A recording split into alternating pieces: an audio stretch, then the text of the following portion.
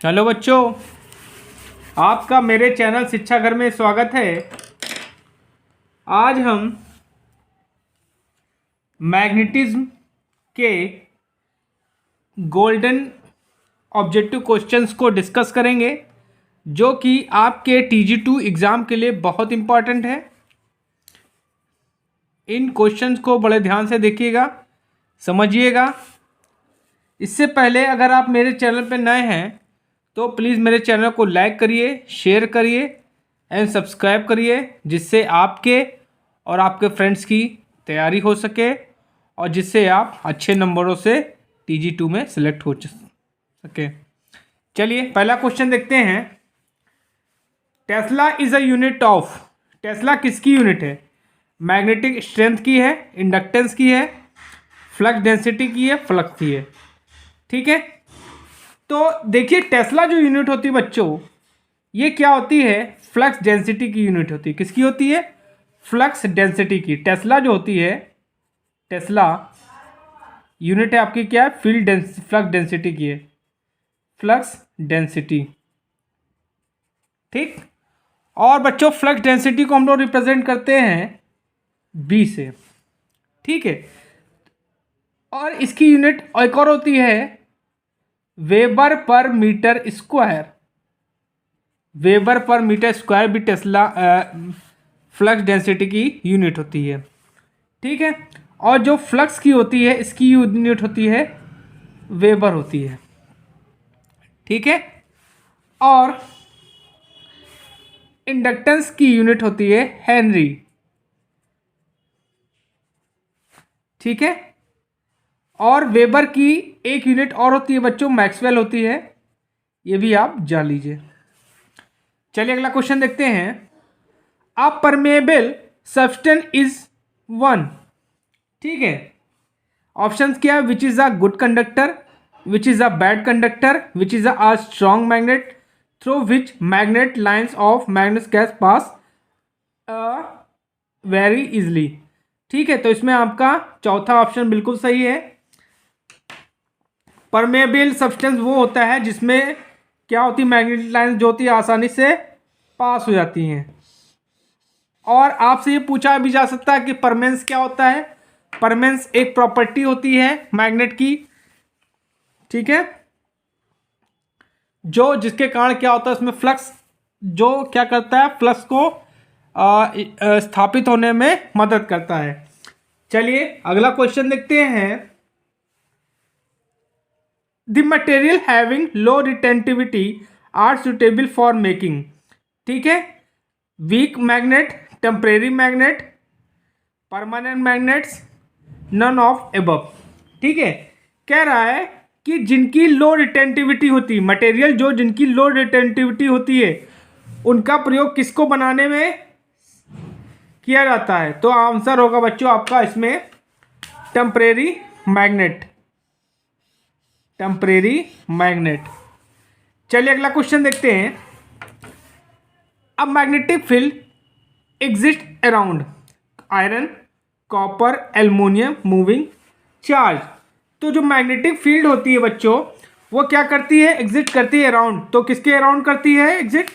वो होती है मूविंग चार्ज के चारों तरफ एग्जिस्ट करती है। चलिए अगला क्वेश्चन देखते हैं। The magnet does not attract. मतलब एक मैग्नेट जो अट्रैक्ट नहीं करता है, क्या है? Cobalt, nickel, copper, iron. तो बच्चों इसमें क्या होगा? Copper is a right answer. Copper जो होता है वो अट्रैक्ट नहीं करता है। चलिए अगला क्वेश्चन देखते हैं।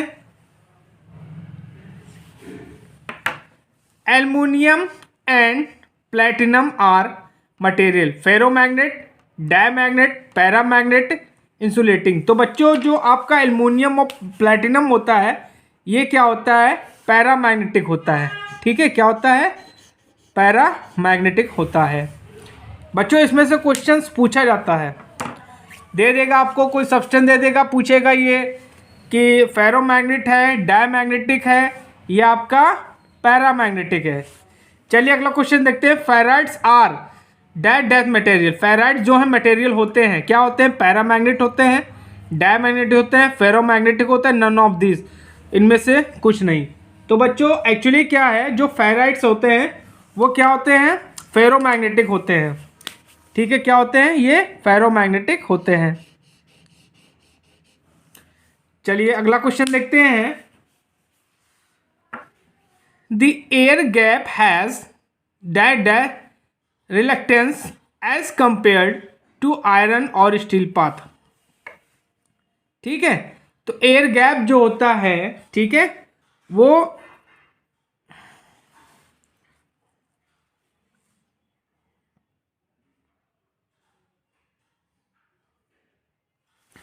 ठीक है, तो आपको लिटिल आंसर ऑप्शन दिया है, लोअर दिया है, हायर दिया है, जीरो दिया है। तो बच्चों इसमें आंसर क्या होगा, लोअर होगा। चलिए अगला क्वेश्चन देखते हैं। The direction of magnetic lines of force is. ठीक है, पूछ रहा है कि जो मैग्नेटिक लाइंस होती हैं उनकी डायरेक्शन क्या होती है, from south to north pole जाती है, from north pole to south pole. तो बच्चों इसमें क्या आंसर होगा, देखिए जैसे आपका मैग्नेट हो गया, ये आपका मैग्नेट्स हो गया, ये नॉर्थ पोल हो गया, ये आपका साउथ पोल हो गया। तो मैं ये लाइन जो होती हैं वो क्या होती है, नॉर्थ से साउथ को चलती है। एक्सटर्नली क्या करती हैं, नॉर्थ से साउथ को चलती है, और इंटरनली साउथ से नॉर्थ को चलती है। तो बच्चों आपका ये ऑप्शन बी वो बिल्कुल सही है, from north pole to south pole, north. ठीक है, चलिए अगला क्वेश्चन देखते हैं। देखिए अगला क्वेश्चन है, कह रहा है कि विच of the following is a vector quantity. अब पूछ रहा है कि इनमें से कौन सी वेक्टर क्वांटिटी है, relative permeability, magnetic field intensity, flux density, magnetic potential. तो बच्चों आंसर इसमें क्या होगा, मैग्नेटिक फील्ड इंटेंसिटी जो है ये आपकी वेक्टर क्वांटिटी है। This is your vector quantity. Vector quantity क्या होता है, जिसमें आपका डायरेक्शन भी होता है और मैग्नीट्यूड भी होता है, वो क्या होती है, वेक्टर क्वांटिटी होती है। चलिए अगला क्वेश्चन देखते हैं। The two conductors of a transmission line carry equal current in opposite direction. The force on each conductor is proportional to I, proportional to I square, proportional to distance between the conductors, और क्या लिखा है, inversely proportional to the I square. तो बच्चों इसमें answer क्या होगा आपका, बी बिल्कुल सही है, प्रोपोर्शनल टू आई स्क्वायर। ठीक, चलिए अगला क्वेश्चन देखते हैं।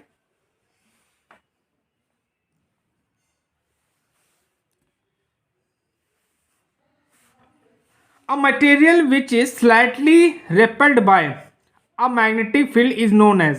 ठीक है, अब कह रहा है कि वो मटेरियल जो मैग्नेटिक फील्ड के द्वारा क्या कहते हैं, रिपेल किया जाता है, प्रतिकर्षित किया जाता है, वो क्या कहलाता है, फेरोमैग्नेटिक मटेरियल कहलाता है, डायमैग्नेटिक मटेरियल कहलाता है, पैरामैग्नेटिक मटेरियल कहलाता है, कंडक्टिव मटेरियल कहलाता है।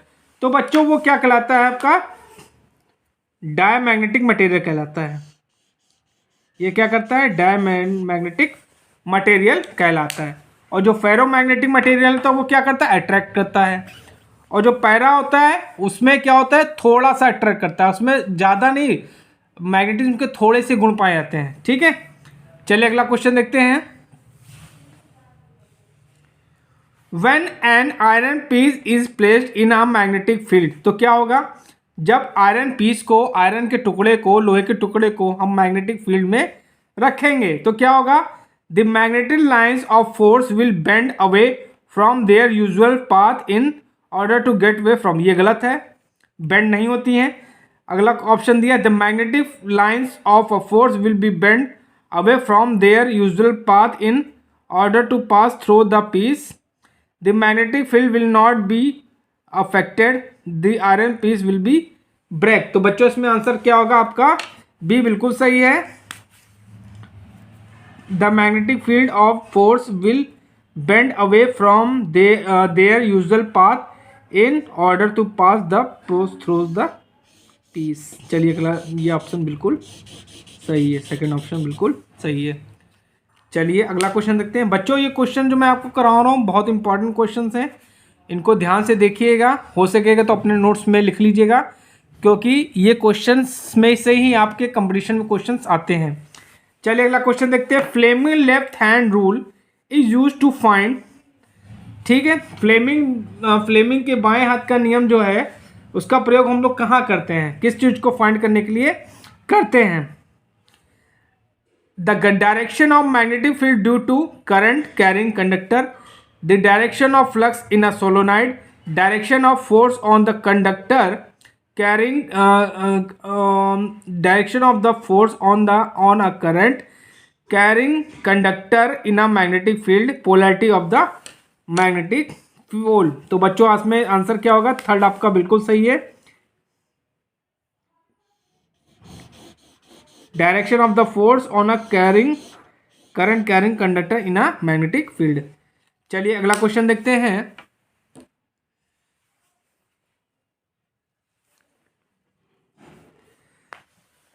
The ratio of intensity of magnetization to the magnetization force is known as flux density, substantiality, relative permeability, none of above।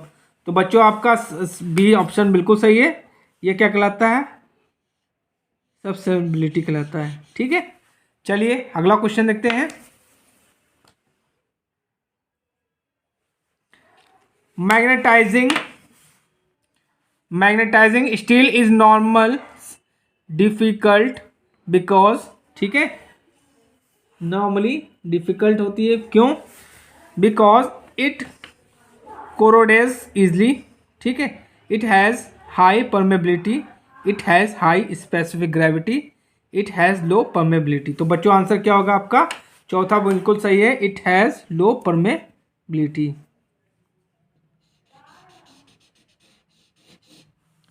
चलिए अगला क्वेश्चन देखते हैं।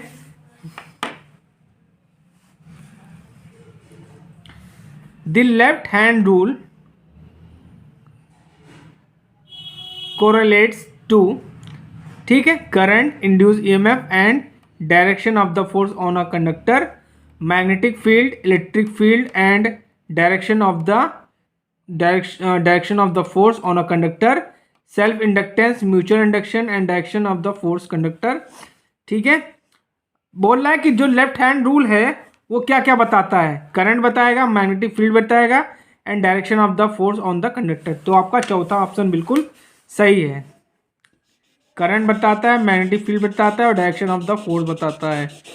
ठीक है, अब देखिए अगला क्वेश्चन देखते हैं। 18 question. The unit of relative permeability is, ठीक है, henry per metre, henry per square metre, it is a dimensionless. तो बच्चों आंसर इसका होगा, इसकी कोई यूनिट नहीं होती है, ठीक है, तो ये आपका है इट्स अ डायमेंशन लेस। ठीक है, चलिए अगला क्वेश्चन देखते हैं। A conductor of length has a current I passing through it. When it is placed parallel to magnetic field, the force experienced by the conductor will be 0 BIL B square LI BLI square। तो बच्चों क्या होगा? अब बच्चों parallel बोल रहा है, तो पैरेलल में क्या होगा? 0 होगा फोर्स। ठीक है, मैग्नेटिक फील्ड के पैरेलल में जब ढक देंगे तो क्या हो जाएगा? 0 हो जाएगा। ठीक है, चलिए अगला क्वेश्चन देखते हैं। The force between two long parallel conductor is inversely proportional to radius of the conductors, current in a conductor, produce the product of the current in a two conductor, distance between the conductor. तो बच्चों इसमें answer क्या होगा? Distance between the conductor. ठीक है, जो force होता है वो क्या होता है? वो करंट के स्क्वायर के डायरेक्टली प्रोपोर्शनल होगा, और जो डिस्टेंस होगी उनकी, डिस्टेंस मान लेते हैं उनके बीच की, तो उसके इन्वर्सली प्रोपोर्शनल होगा। ठीक है,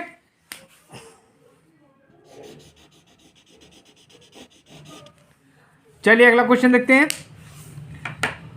material subjected to rapid reversal of the magnetism should have large area of BH loop, high permeability and low hysteresis losses, high coercivity and high retentivity, high coercivity and low density. तो बच्चों इसमें answer क्या होगा? इसमें answer आपका second बिल्कुल सही है। क्या होगा? High permeability and low hysteresis losses. चलिए अगला क्वेश्चन देखते हैं। Indicate which of the following material does not retain magnetism permanently. ठीक है, मैग्नेटिज्म परमानेंटली। ठीक है, तो आपको बताना है कि indicate which of the following material does not retain magnetism permanently. ठीक है, soft iron, stainless steel, hard steel, none of the above. तो बच्चों इसमें आंसर क्या होगा आपका? इसमें आंसर आपका पहला बिल्कुल सही है, सॉफ्ट आयरन। चलिए अगला क्वेश्चन देखते हैं।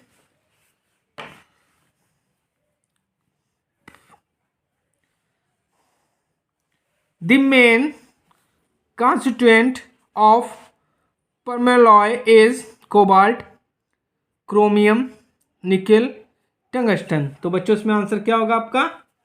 सी बिल्कुल सी है, निकेल। तो बच्चों आज मैंने आपको 23 इंपॉर्टेंट ऑब्जेक्टिव क्वेश्चंस बताए हैं मैग्नेटिज्म के, जो कि आपके बहुत इंपॉर्टेंट है एग्जाम के लिए।